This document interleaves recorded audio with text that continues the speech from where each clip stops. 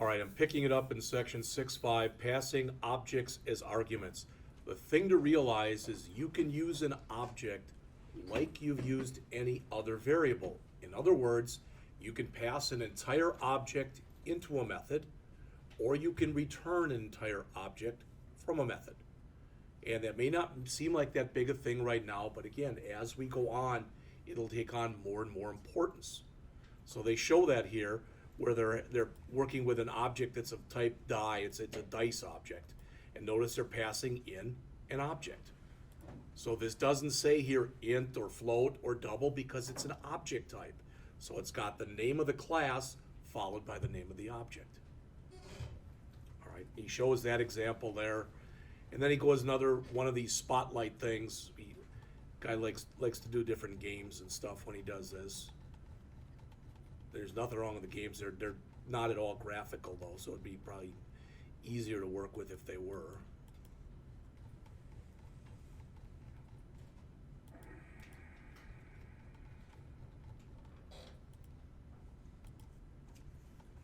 All right, I've already started to mention this to you, but the next thing that's discussed in here are overloading methods and constructors. And he actually gives a really good example here, so if I can copy it, I'd like to show you exactly what he's talking about. Unfortunately, he shows it to you and it's over 2 pages.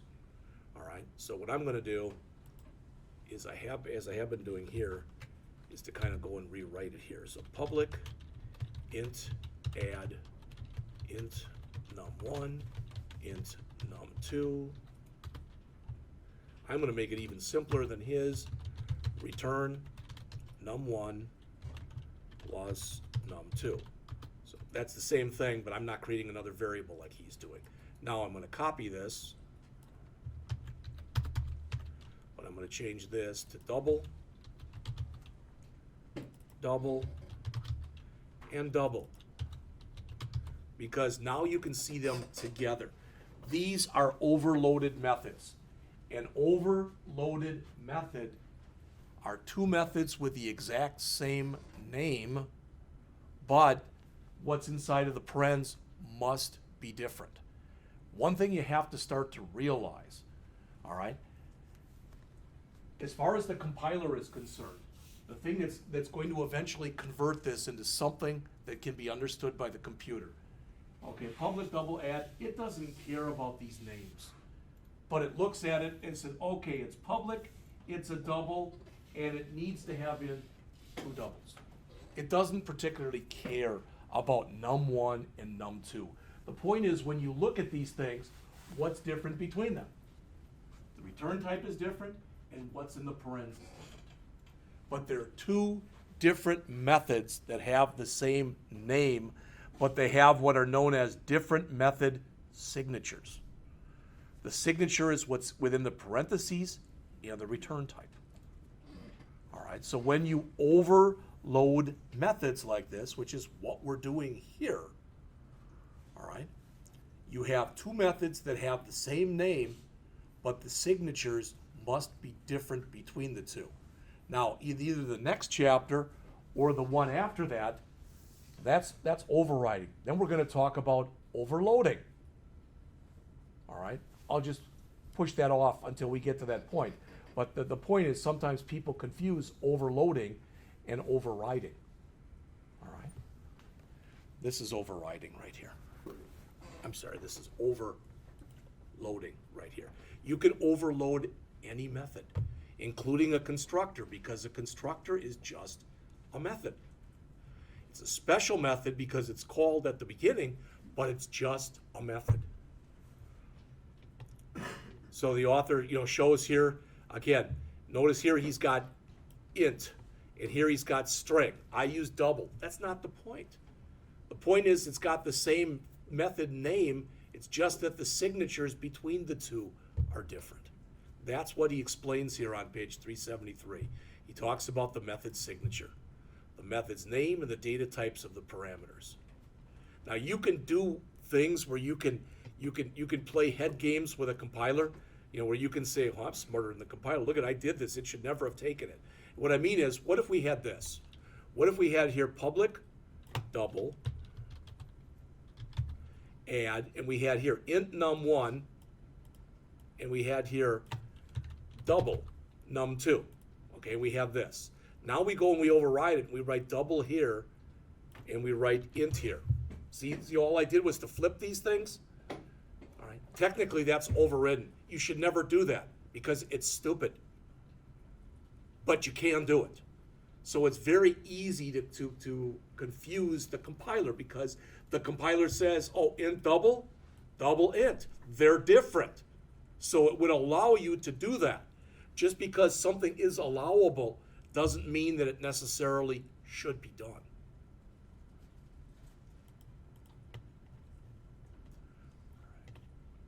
So again, here's what's called, again, a no-arg constructor. It takes no arguments. So in this case, it's setting length and width equal to 0, both of them. Here, we have then the overloaded constructor, another one that requires two things passed in.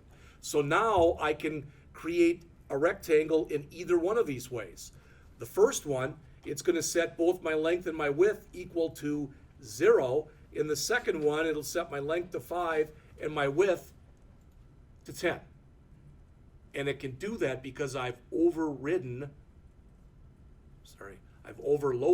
the constructors. All right. Now, typically when people work with this, they work with bank accounts for whatever reason. Because when you start working with classes, you have to start working with something that people understand. All right. Well, really, bank accounts not that different from what we've been doing with payroll. But the author says, let's look at a bank account class. The objects are going to simulate bank accounts. So they will have a starting balance. They will allow you to make a deposit, make a withdrawal, and get a current balance. So they say right now, as you start, that is what the UML looks like. That's the UML diagram. You should be able to look at that. You should be able to tell, taking a look at it, that we have what? We've got a constructor that's been overloaded 3 times. There's 3 of them. It can either take nothing, a double, or a string. We've got a deposit that's been overloaded that can take either a double or a string. Same thing with withdrawal. All right. And then they start to write it. So here's the constructor that requires nothing. Now you probably wouldn't have that because typically, I don't think at least you can walk into a bank and say, I want to open up an account. You know, and they say, sure, Mr. Novak, how much do you want to put in? I don't want to put in anything. I just want to open an account. Usually they won't do that. They have some kind of an opening balance they need you to have. Of course, maybe Damien walks in, I heard you're giving away free toasters. All right, so I just want to open an account. I don't want to put any money in. I just want the toaster. All right. Sometimes that kind of stuff works, but typically with a thing like a financial institution, it probably would not. All right. So typically you would need some kind of a starting balance. But you'll notice when you look in here, well, if we pass in a string, then we've got to convert that string over to a double. And otherwise, it already is a double, so we just add it to our balance. Same kind of thing. You know, when you deposit, you're going to add it to your balance. When you withdraw, you're going to remove it from your, so whatever your current amount that you have in there that you're about to deposit, you add that to the balance. That's a deposit. All right? And it doesn't matter whether you passed in a double or you've got to convert it to a double. The example the author gave, there's nothing wrong with it, but it's kind of a silly example. The opposite of a deposit, of course, would be a withdrawal where you're taking money away. And you should already all know this before I even show it to you, that if I want the balance, that's perfect for a get, right? Bank doesn't let you set your balance because if it did, I think a lot of us would like maybe add another 0 or something, or a few more zeros. But you can go in and get your balance. You can go into an ATM and you can get your balance if that's all you want to do. So he explains in depth what each constructor is doing, what each of the overloaded methods are doing, etc. All right, but I pretty much have gone over them with you. And then he goes and he says, okay, now let's write our main. And when we write our main, notice what we're doing. We're asking the user, what's the account's opening balance? We ask, how much were you paid this month? Because that's going to be the deposit. All right? We ask, how much would you like to withdraw? Now, one thing, hopefully you notice this if you look at this. There's not a boatload of validation being done here. So what's your current balance? $1,000. How much do you want to withdraw? $1 million. Well, you probably have to check for something like that. All right, maybe you don't allow deposits. I'm sorry, maybe you don't allow withdrawals where if the amount goes under maybe $25, you have to have $25 in there, type of an idea. All right, and he's trying to sell you here. He says, overloaded methods make classes more useful. All right, they make them what's typically referred to in IT talk as more extensible. They're able to be extended. They're easier to work with. All right. Scope of instance fields. Well, remember, we defined at the top of the program, outside of anything in our class, and when we started this, we defined, the first thing that was underneath our public rectangle, the first things underneath that curly brace said double length, double width. Since we created those, and we created those outside of any method, they're global to the class. You don't have to pass them around. You can just use them. And that's what they're talking about here. Now, why you would ever do what they're showing you right here is way beyond me, but the point is you could. So I already have a variable called length. I already have one. But now I decide in my set length I want to create a new variable called length. That's local. Why would you want to do that? I don't know, but you could. Now if you do this, what it's going to do is it's going to set that length right there. It's called shadowing. So if you create a variable inside of a method that has the same name as a variable you declared outside of the method, the one that's inside takes priority. It shadows the first one that you created. I can't think of a reason you'd want to do that. But the point is, you can.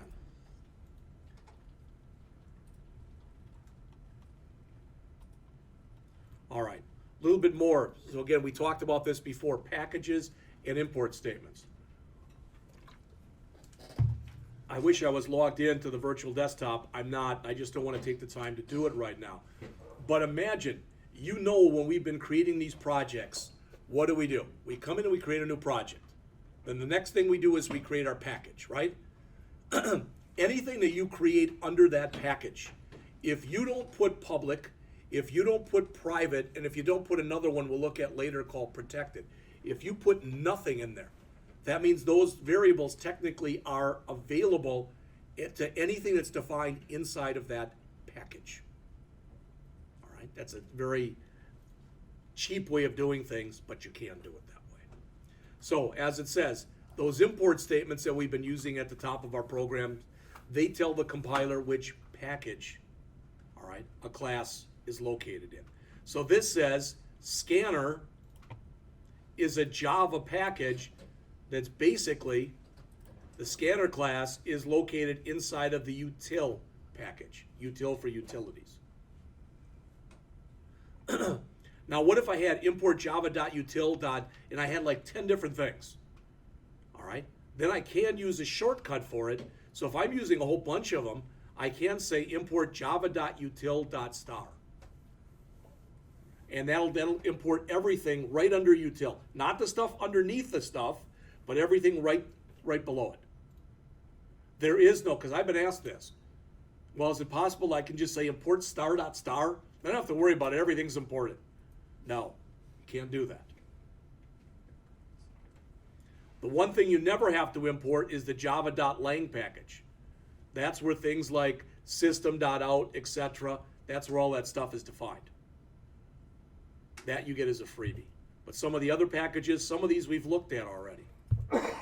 Later on next semester, look at the applet. All right, we'll look at the AWT next semester. We've already looked at the I/O, input output. All right, we'll look at the lang again. We just talked about it. If you're working with network communications, So if you want to be able to talk across a network, you use some of this stuff.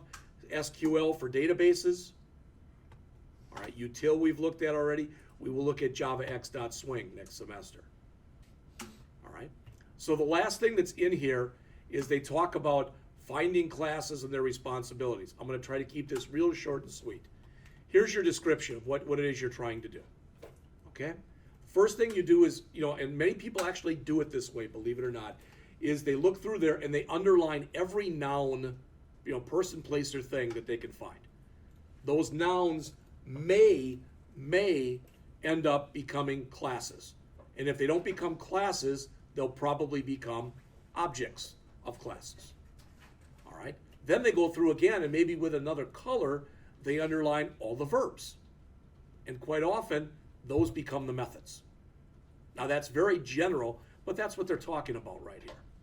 So notice identifying all the nouns. So they've done that here.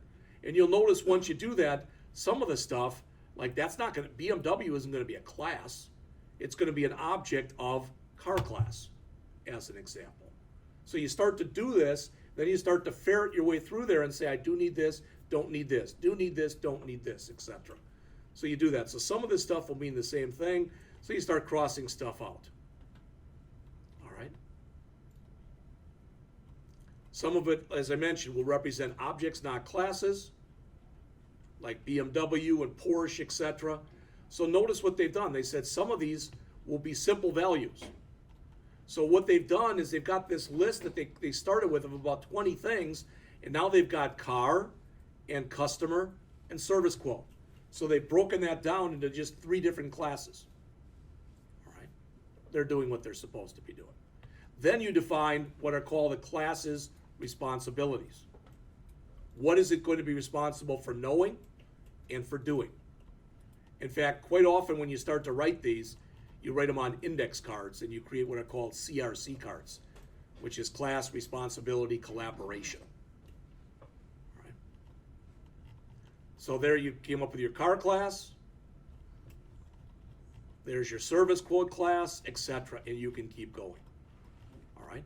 What I'm going to do right now is I'm going to, because we're a little later or shorter on time than I thought we'd be, but I'm going to show you something that I wrote. I've got a hard copy for everybody, but the one I'm going to ask you to look at next time, and I'm going to give you an hour to work on it, and don't worry if you don't get that far into it. Give it a try. All right? And that's on page 396, and it'll be number 1, right here, this employee class. You're going to write all the stuff so that when you run it, ideally, it's going to look like this. All right? So there's your specs. So it tells you, those are your 4 pieces of data. You'll need 3 constructors, and you'll write getters and you'll write setters. All right? And after you do that for the first hour on Wednesday, then I'll do it and show you how I did it. All right, so let me hand this out because I did this the other day. It's pretty much an extension of the stuff that we've been working on, but I'm going to bring it up on the overhead also.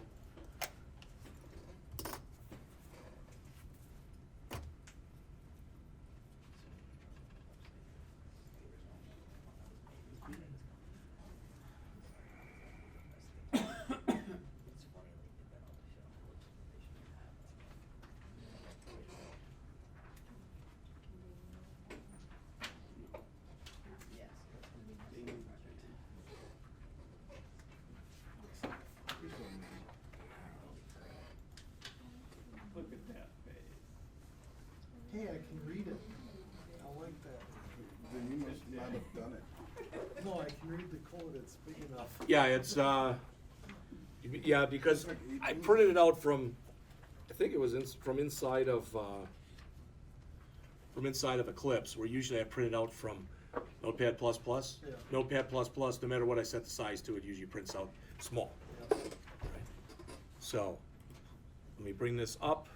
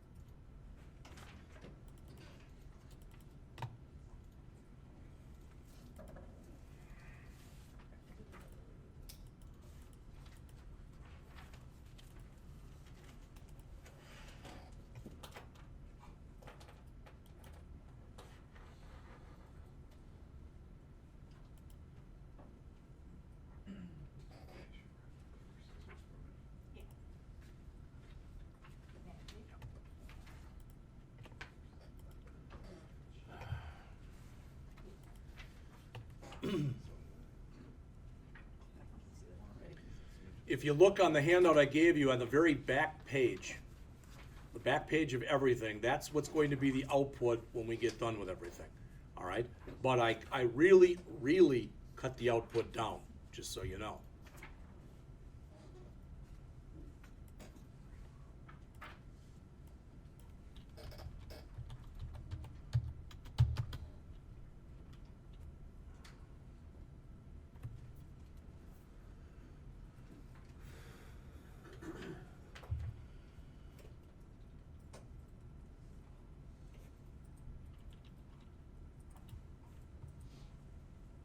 Doesn't look good.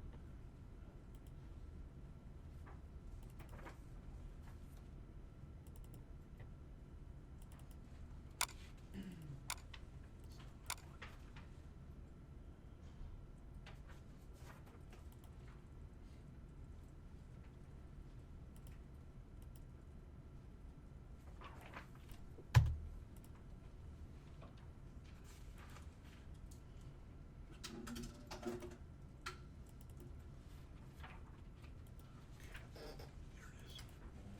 Okay, so it's where? It's on my D drive.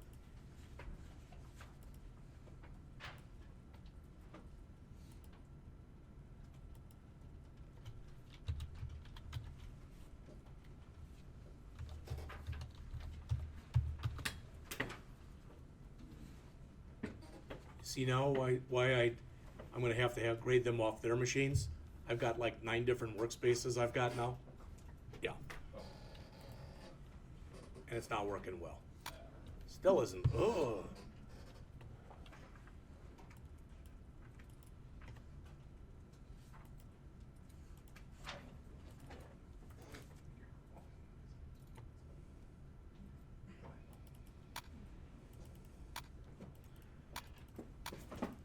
All right, I'll get this fixed by next class. For now, I'm just gonna bring it up in Notepad.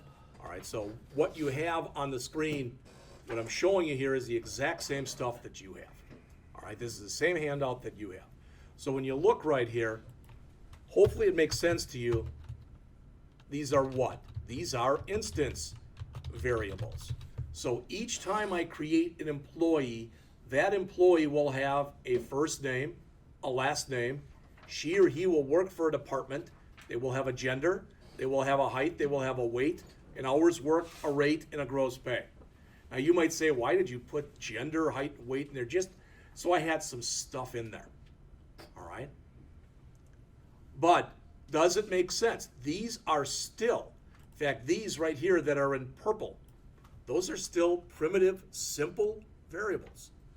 Every employee has a height. Every employee has a weight. Every employee works a certain number of hours. Every employee makes a certain rate that they're paid. And if you multiply the hours times the rate, every employee gets a gross pay. Make sense? All right. In addition, every employee has both a first name and a last name. Every employee has a department they work for, and every employee has a gender. That should make sense to everybody in here. All right. So notice what I've done. It looks like a mess, but it's not that bad.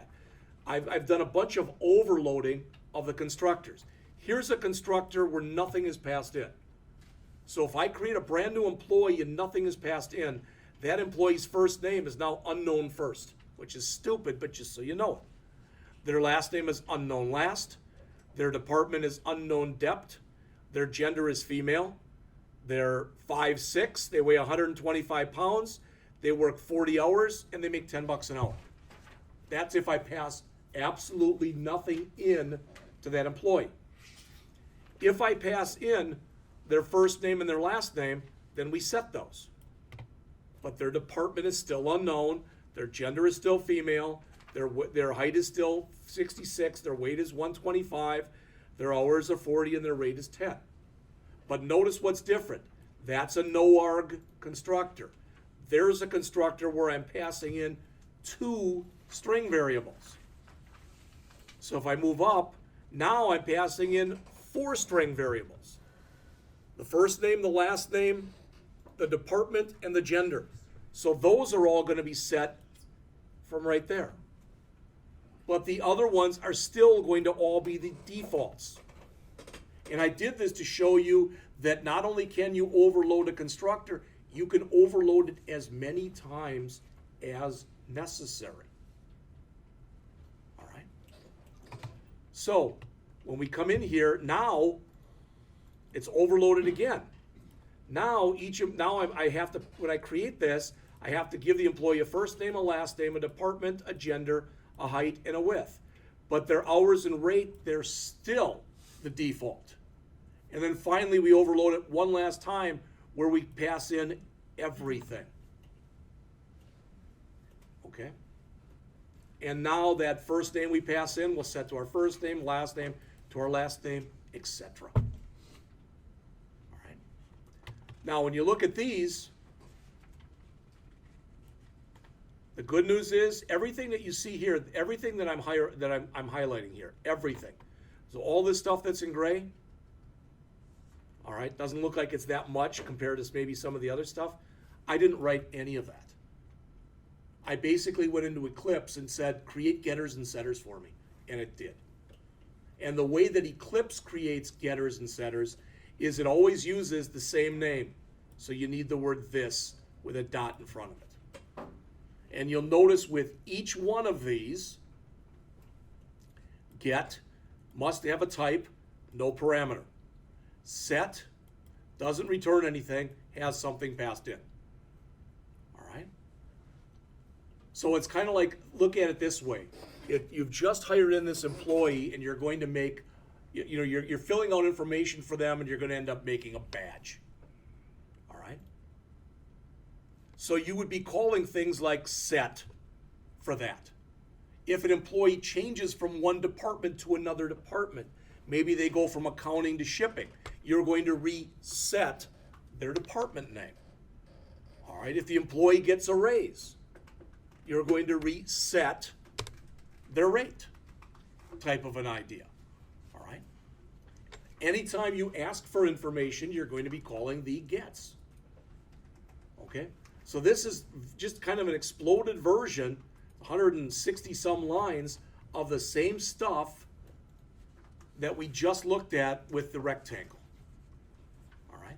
Then you look at the driver. Again, in this employee.java, there is no main.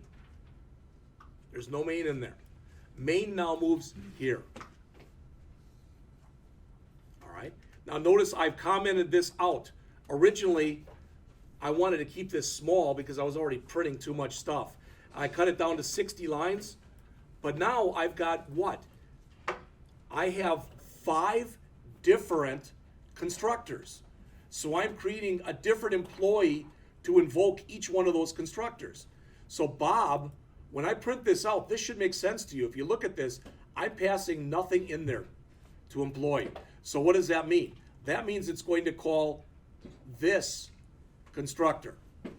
So as far as Java is concerned, Bob's first name is unknown first, Bob's last name is unknown last, Bob's department name is unknown dept, Bob's gender is F, Bob's height is 66, his weight is 125, his hours are 40, and his rate is 10. Because we haven't put any of that information in. Now for Mary, notice we passed in her name. So everything else for Mary will be all the defaults. Then for Sue, we passed in the name, the department she works for, and her gender. So her height, her weight, her hours, and her whatever. Those will all be the defaults. Then we've got Mark. First name, last name, department, gender, height, weight. So the hours and the rate will be the defaults. Finally, we've got Kate. My daughter had to call me this weekend and tell me she bought yet another Kate Spade purse. Right? Kid makes 30 grand a year and spends more on purses than I spend on all of my clothes for like 10 years. Dad, I bought this purse. It was great. It was $200, but I got it for only 80. Wow. Okay, so first name, last name, department, gender, height, weight, hours worked, hourly rate.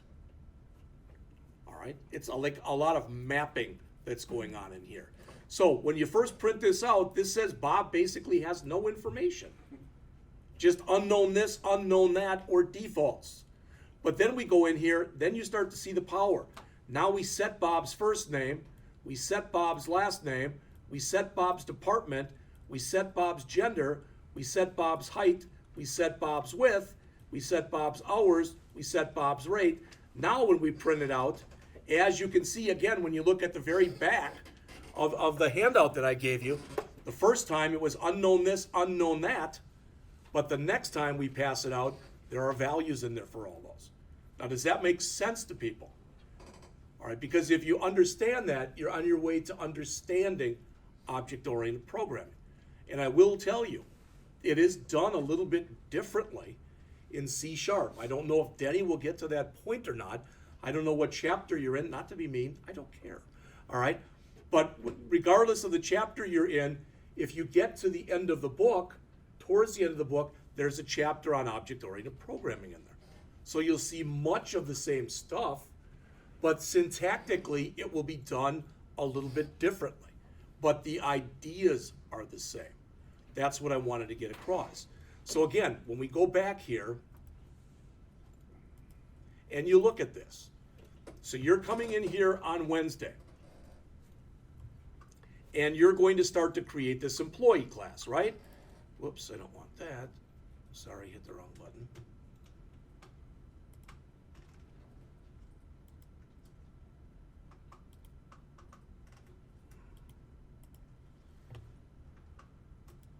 All right, so you come in here. Of course, no, it removed both of them. So, but you're going to come in and you're going to start to create this employee class.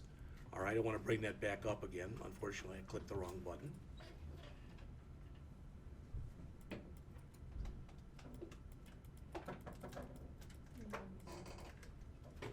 Three what? 96? Okay. There. All right, so start playing computer here. All right, you're going to create a class called employee. Well, what does that mean? That means that you're going to start by saying public class employee, and you're going to end up saving that as employee.java. That should make sense to everybody. All right, and you're going to have what? It says the name field references a string object that holds the employee's name. This is a simple example. Typically, you'd have different fields for first name and last name. All right, we don't here, and it's okay. But here, so we'll say string name, int ID number,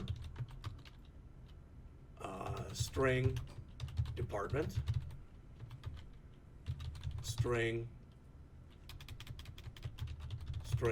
position. So again, those are the 4 instance variables. And I took those from right here. Does that make sense? All right, notice when you do this, when you start to actually write in an object-oriented way, do not, repeat this, do not initialize these. You use the constructor for your initialization. With an object-oriented programming language, that's where you're supposed to initialize. All right, you'll notice there's 3 different constructors. All right, so we're going to have what? Public employee. I'm going to do the last one first because that one says here, a no-arg constructor. So let's look at that one. That's the one that's right here. It should assign empty strings to name, department, positions, and 0 to ID. Well, that's, whether you think so or not, that's pretty easy. So name equals that. ID number equals that. Department equals that. And position equals that. That should make sense to everybody. So you just hired somebody in, or you're about to hire somebody in. You don't even know their name yet. You've contacted payroll. We've just hired somebody. What's their name? I don't know. All right, so you're just sticking default values in. This, again, right here, this one is the no arg constructor. All right, so that's the first one. Okay? Then it says you should have one that accepts Let's look at this one. Accepts the following values and assigns them to the appropriate fields. The name, the ID, the department, and position. So everything.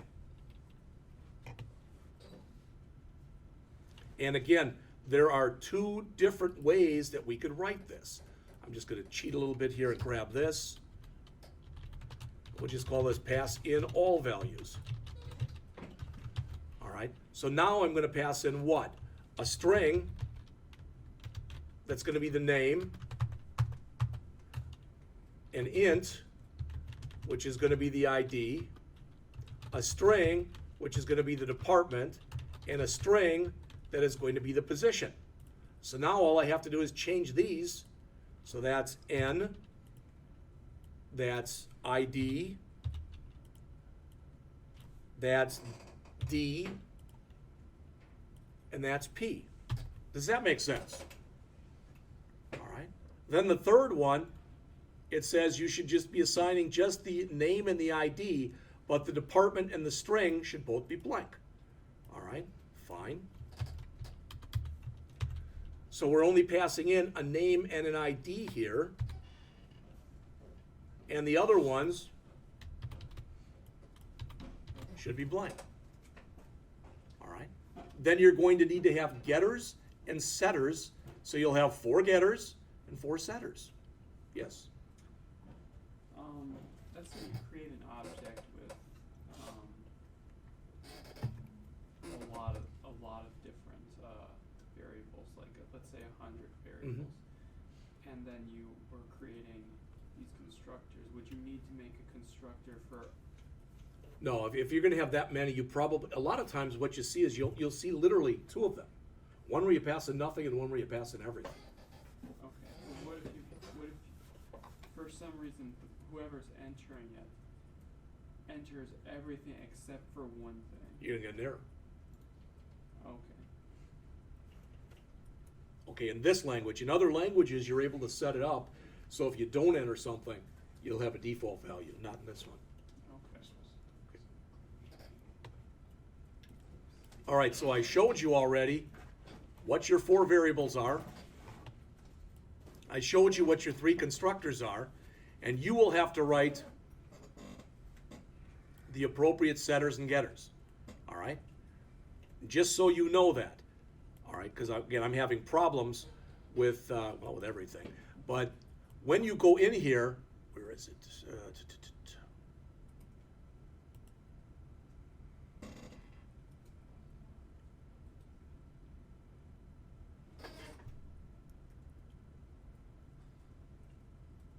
There. If you look up on the screen here, this is going to be hard for you to see because for some reason it's not letting me get out of my Android workspace, even though I've reset it 3 times. All right. But if you look right here, and when you start to create your stuff, if you just type in the stuff that I showed you, and now you go to source, you go down to here. Where is it? See that where it says generate getters and setters? If you choose that, it'll show you all your fields. If you check, there's a box there that says select all. If you either check that, or if you check each one individually, it'll do all of your gets and all of your sets. So get name, set name, get ID number, set ID number, get department, set department, get position, set position. You can either write them yourselves, or the system will create them for you. All right? And after that, it's just a matter of printing that stuff out. But when you print it out, you'll have to make sure that when you'll be using the get routines to print your stuff out. All right, I'm not going to be that surprised if some of you get this done in 15 minutes. Some of the rest of you might struggle. But again, we'll do this as we have been doing it on Wednesdays. So I will give you an hour to work on it. Then at 11 o'clock, I will write it before your very eyes. All right? Questions on anything? All right, that's all that I've got. You get done a whole 3 minutes early. Ooh.